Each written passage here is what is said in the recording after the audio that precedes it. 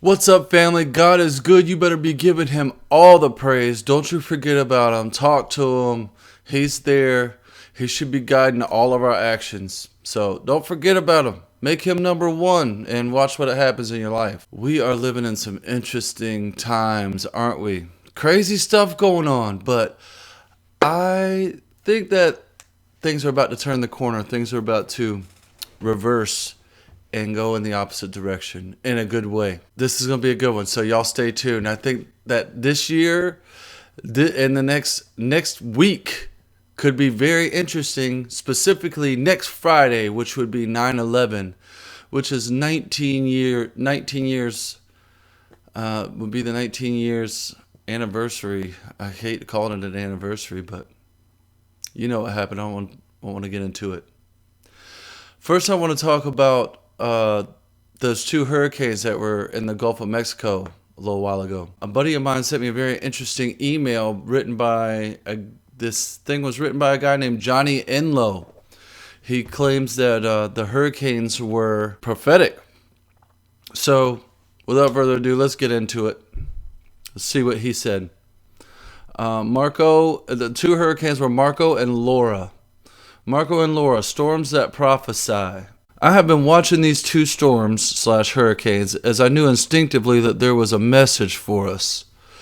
Now, with Hurricane Laura having made landfall, the primary message is complete. Though it was a powerful hurricane that did significant damage, the damage was much less than feared or forecasted, and the unsurvivable storm surge never materialized. Tragically, there were 4 people that lost their lives, and our hearts did go out to the loved ones. However, a 150-mile-per-hour hurricane could have easily killed hundreds or more. It was a grace storm, and we thank God for that, even while weeping for those who weep. Weather forecasters told us days ago that a very unusual phenomenon was taking place with 2 storms headed for mainland United States almost simultaneously. They even had projected paths where they would overlap, and in that overlap battle for supremacy. Marco lost and Laura won, and in that the United States received maximum mercy from what looked to be a double-barreled shotgun of great storms. Marco was going to be a huge hurricane, and then suddenly, almost at the threshold of landfall, it fell apart. Forecasters say they had never seen anything like it. A sudden wind shear tore off its back end, and Hurricane Marco literally just fell apart at the shoreline, crossing over at only 40 miles per hour, becoming just a rain event. Nobody said it this way, but the close presence of Hurricane Laura may have had something to do with the out-of-nowhere wind shear that walloped Hurricane Marco into submission. A grace storm took out a judgment storm. I am also aware that intercessors were in on the job. I believe that too. Hurricane Marco. The name Marco comes from Mars, the god of war. I had noted this early on, though we are in an unconventional war of the ages fought mainly behind the scenes. The fear of a civil war or of a war, say with China, has been a concern for many, even showing up in their dreams. I take it as a real threat, the fact that this storm did form and did menace mainland United States of America. I also take it as a very positive sign that at the door of our nation, while intensifying in the Gulf's heated climate, the Gulf between the races, that the presence of Laura somehow did Marco in. Hurricane Laura. The name Laura means victory and also honor. I love them both. The name comes from the laurel wreaths that the winners used to wear. The path of Laura after dealing with Marco was the most mercy-filled path imaginable. A little to the east, and New Orleans is devastated. A little to the west, and Houston and Galveston are devastated. It literally went right between them on a trajectory to hit the least populated area possible. To be more precise and instructive, it hit swampland. Hello. If you had ordered a storm to target the most swamps possible in our nation, it would have gone just the way Laura went. Those in harm's way were those who lived in and by swamps. Again, to make it clear, there is only well-wishing and compassion for those who had losses, and in the parabolic nature of it all, they carry no blame, except for the blame anyone has for building near oceans, shores, and swamps. It is sort of a you-know-the-risk reality. And I live on the coast, east coast of the United States in South Carolina. We know living here that there's a risk of getting hit by a hurricane, which we did a few years ago. It hit us pretty bad. So, you know the risk. Parabolically, the message is clear. If you are the swamp, the storm is here, and your cover or your roof is liable to be blown off. The Mississippi reversing its flow. This is interesting, y'all. Check this out. The other thing I read this afternoon is that the Mississippi River was reversing its course and flowing backwards. It is caused by Laura, and I am sure it is temporary, but the prophetic message from it is still significant. A grace storm named Laura, which means victory and also honor, is coming into our nation and reversing the river that divides our nation. Laura was instrumental in stopping Marco. The honor part of Laura will triumph over the warmongering Marco. Honorable America is being highlighted at the Republican National Convention taking place at the exact same time that these approaching storms. Marco was first, and then came Laura. The DNC was first, and the RNC is second. This has nothing to do with politics, as the corruption in the Republican Party is also massive, and even now rearing its ugly head with scores coming out against President Trump. And a lot of preachers too, by the way. They're showing their colors. This is all about what is honorable and what is dishonorable. All about good and evil, all about light and dark. It's not about parties. If you haven't seen it yet, have someone near you throw water on you. You are sleepwalking. Even hurricanes know what is going on. God wins. Hallelujah. We're going to have the victory.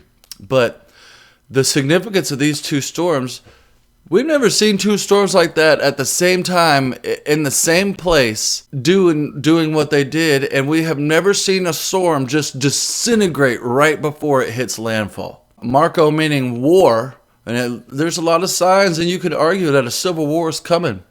I don't think it is. I don't think a civil war is coming. I think it's about to die all of a sudden right before it looks like it's about to pop off. So this guy Johnny Enlow, and this makes sense to me. This prophetic significance of these two storms makes sense to me. When I read it, it just made sense. Here's the crazy thing. The next night or the night after I read this, I had a dream. I was at my old house. We had over 2 acres, and the backyard was huge. And on the side of the backyard were these huge pine trees. So in my dream, I can't remember who was there with me, but a storm was approaching, and the wind was picking up, and the wind had not gotten very bad, like maybe 15, 20 miles per hour.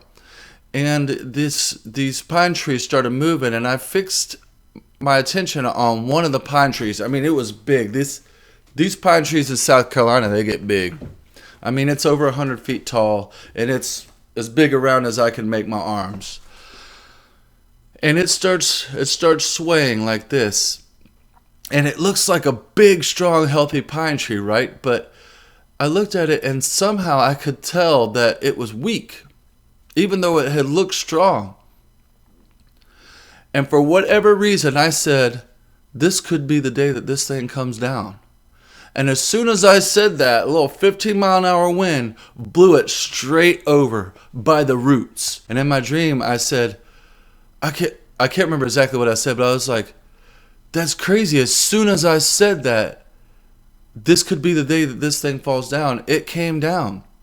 couple days later after that, I woke up and I was thinking about these Kim Clement prophecies about the restoration, which I believe is reevaluation, economic reset, things that we've been looking at and talking about for a while. A lot of us expect it to happen. Well, Kim Clement talked about these things a lot. And two of the things that he said, and I cannot find the videos of where he said this, but I remember him saying it. If you guys know which videos I'm talking about, please share them in the comments. But one thing that Kim Clement said in 2015 is that it would happen this decade. Well, this is the last year of this decade. Kim Clement also said that it would happen in summer. And today is September 3rd. Summer is over in 19 days, I think. 19. Wow. 19 years away from 9/11. Anyway, I didn't mean to make this video today. I tried to make this video a few days ago and I get interrupted and I haven't been able to get back to it. I guess I was supposed to make it today. The number 19 seems to keep popping up everywhere. 19 years ago, 9/11 happened. We're today 19 days away from 9/11, and then you have COVID-19. Interesting. Anyway, so I was thinking about what Kim said. He said it would happen this decade, which this is the last year of this decade, and it would happen in summer. And summer's 19 days away from being over. So all of a sudden, I was thinking, like, what day could it be? And 9/11 popped into my head. And then I said, oh man, it could all come down on this day. And then I remembered my dream where in my dream I said, this could be the day that this thing falls down. So I'm not saying that 9/11 this year will definitely be the day where the deep state comes down, or I should say Babylon. But I'm definitely looking forward to next Friday. Some interesting things are happening. I don't know if you guys have been paying attention to this quantum banking system that's being rolled out that will make banks obsolete.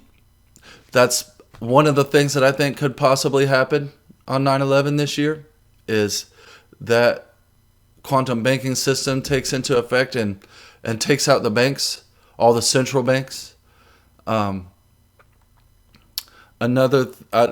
knows? They might bring Russell to the forefront.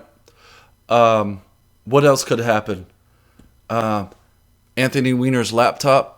We could see some kind of D class that completely destroys the deep state. Who knows? Maybe nothing will happen. Maybe something will happen that we can't see, that we don't notice until later. But, oh, and another thing, I met with a buddy of mine yesterday, and I had only told 2 other people about my dream so far, other than you guys. So the third person that I talked to about this dream, I was like, and I said, I think something is going to happen on 9/11 this year. Maybe. I think so. And he said, that's my birthday. And I'm like, how many coincidences before it's mathematically impossible? So we're 19 days away from the end of summer. We are 10 days away from 9/11.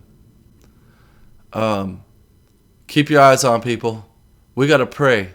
I'm hoping that next Friday something big is going to happen that's going to stop this war. The war, but the race war, the civil war that's looking like is heating up, that none of us want. The war between good and evil, ultimately. Will it happen next Friday? I don't know, guys, but we got to keep our eyes on. We got to keep watching. We got to keep praying. Pray for our country. Pray for our president. We're living in crazy times, and we have to be praying. Praying is powerful.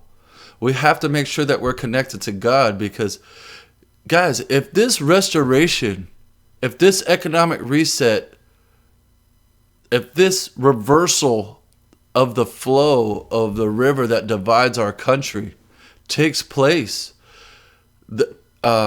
in the next couple weeks, blessings are coming.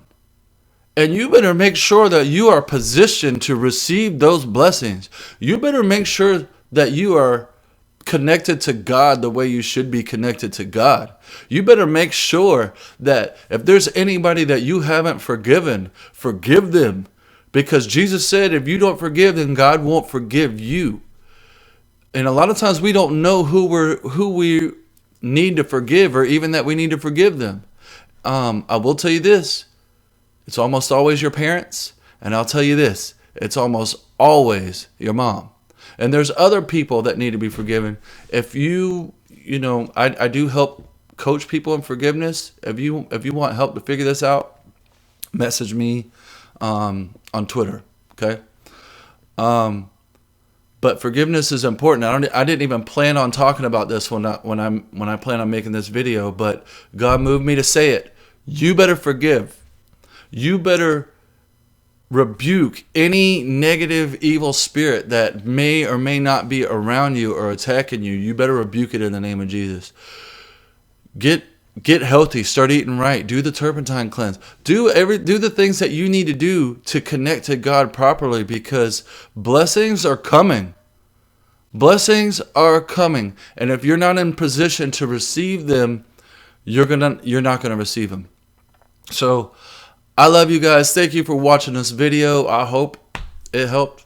And again, I'm not saying that anything is going to happen next Friday. I'm just telling you what I'm seeing. And I think it's a very strong possibility that next Friday could be very, very interesting. Wouldn't it be awesome for the same day that they tried to take us down on 9/11? Well, that day that they took those buildings down and 3 buildings fell, just in case you didn't know. 3 World Trade Center buildings fell, not just 2. Look it up if you don't know anything about that. Look up Building 7. But wouldn't it be awesome the same day that they tried to take us down, it gets flipped on them and they get taken down on 9/11. Wouldn't that be fantastic Trump fashion? Wouldn't that be awesome Trump fashion? Because I really feel like Trump is holding something in his back pocket. He's showing his poker face. He hasn't shown his cards yet. We know they have information on these people. We know that they have them. We know that arrests have been made. We know that certain people have already been prosecuted and executed for treason. Trump is holding on to something, and 9/11 could be the day that it gets brought out into the open. I don't know. It's going to be interesting. You guys let me know what you think in the comments. Please like and share this video if you feel like it. If you haven't done so, subscribe. I don't make a whole lot of videos, but the ones I make, I try to make them good for you guys. Anyway, pray for our country. Pray for our president. Pray that this war gets stopped. Connect to God. Forgive the people that you need to forgive. They did not mean to do what they did to you, okay? They were acting out of pain. They only hurt you because they were hurt first. And if you don't forgive them, then you're going to carry that hurt with you and you're going to hurt other people. So make sure that you forgive, okay? Or else it will destroy you and God won't forgive you. And if God doesn't forgive you, you're not in a good position. So I love you guys. Pray, connect to God. All right, I'm done talking. Love you. God bless.